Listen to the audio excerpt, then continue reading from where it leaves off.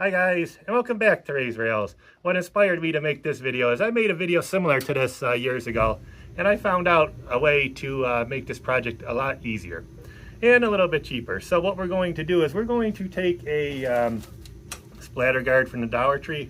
We're going to take some gray paint and some bamboo skewers, and we are going to turn it into a fence like you see here on the table. I came up with a couple of better ideas on how to do this, a lot easier and a lot cheaper and a little bit faster. So I'm just going to remove this fence for now, and I'll show you how we do that. So the first thing you're going to do is you are going to go to your local Dollar Tree, and you're going to get a splatter guard. They're about $1.50 now, I think.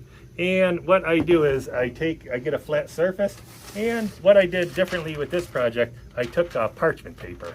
And the first thing I do is I lay that on my flat surface, and then I put my splatter guard on top of it like so. You want to put it with the ridge going up. You don't want to put it like that, because then you don't have a flat surface. You can see there's a little bit different edge on the splatter guard. So we got we have the parchment paper and we have the splatter guard. Then you're going to take your bamboo skewers. You're going to take them out of the bag like this, and you're going to paint them gray. I just used some cheap gray paint here. You could paint them rusty brown, gray, or whichever color you desire.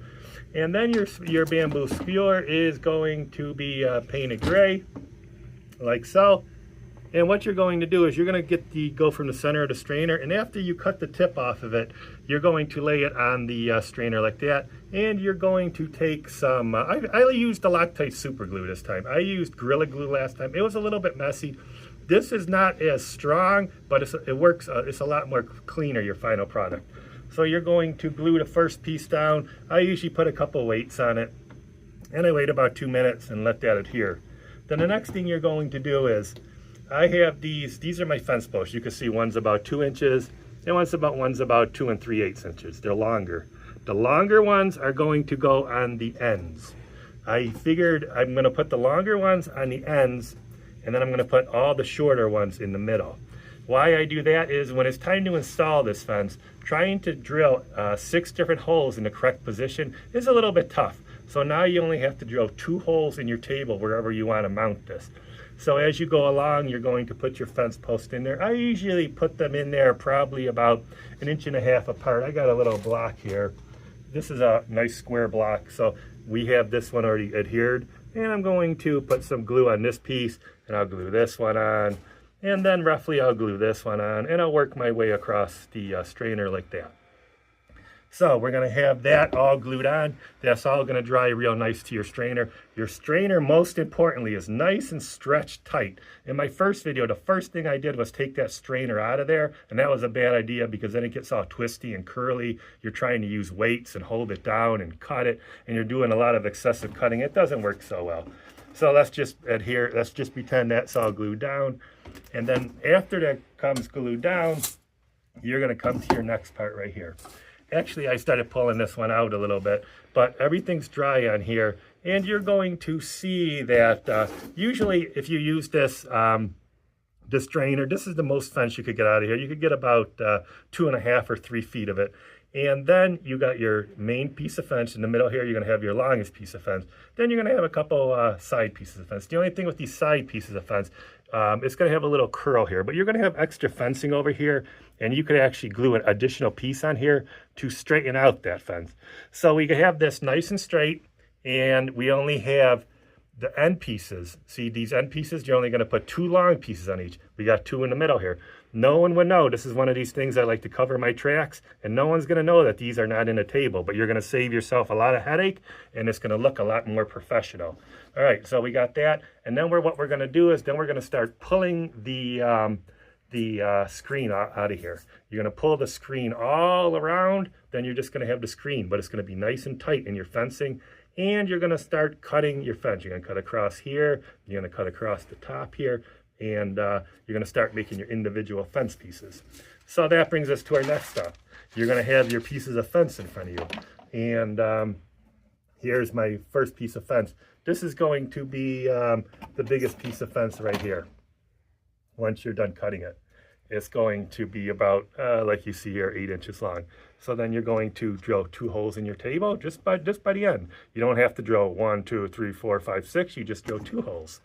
Put that into your table. Boom.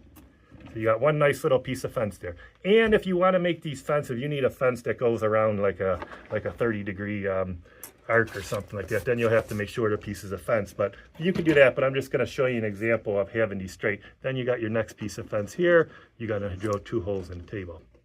And then this is all you're going to get from your 3 pieces of fence. This is my 3rd fence here.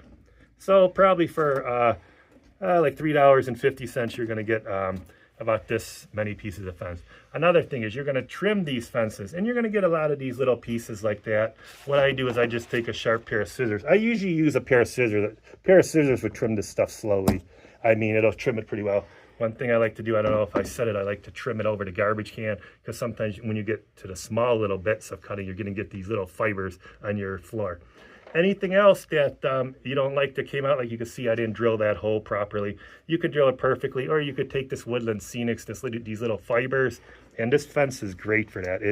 It just wants to stick to that. And it looks like a fence is growing. You can see it doesn't really match right here. I'm just going to lay that across the top there. And then the sky's the limit on that. You could put all you want of that, cover your whole fence in that, and make it look like a really old, overgrown junkyard. Or you can make it look like a brand new fence around a brand new house. You can make it shorter. Once you start putting some barrels around it, maybe you cut a fence post too short, put a barrel or something behind it. You could stuff some of this in front of it. That always looks great. And you could put some vehicles behind it. One thing I found out this fence is not good for. This fence, I thought I could put livestock behind it, you know, put it around a farm or something. But one of my friends in the comments said, oh, no, you can't do that. If you put a 1,000-pound cow behind that fence, and that cow decides to lay against that fence, guess what, Ray? No more fence. That's why they invented barbed wire. He just wanted to keep it real. Yeah, I thought that was interesting, but I always love the comments. So that's what we have here. You can put like a few more barrels behind the fence. So guys, I think this is a really fun project and for the Dollar Tree, and I think it'll make your layout a lot more realistic, and it's pretty easy to do. Like I said, some of the pieces won't come out right. Maybe you won't use them. Some of them will come out perfect and you'll really enjoy it. All right, guys, thanks a lot for watching Ray's Rails. Good luck with your project, and let me know in the comments how it turned out. All right, guys, thanks a lot for watching Ray's Rails. Don't forget to hit the subscribe button.